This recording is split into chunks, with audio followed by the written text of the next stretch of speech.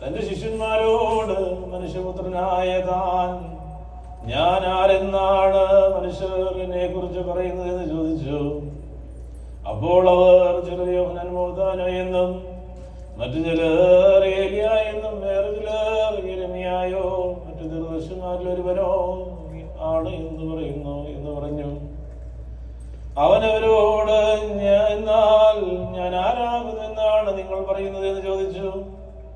ശമോൻ കീപ്പാ, നീ ജീവനുള്ള ദൈവത്തിന്റെ പുത്രനായ മെശിയാകുന്നു എന്ന് ഉത്തരം പറഞ്ഞു.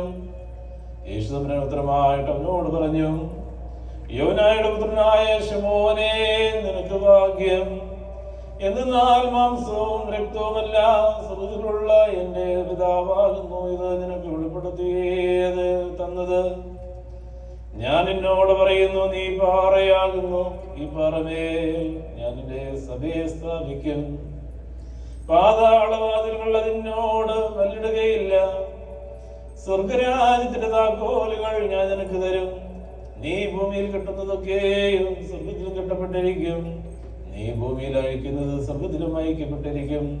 അനന്തരം താൻ മെശിയാകുന്നുവെന്ന് ആരോട് പറയരുത് എന്ന് അവൻ നിന്റെ ശിഷ്യന്മാരോട് കൽപ്പിച്ചു.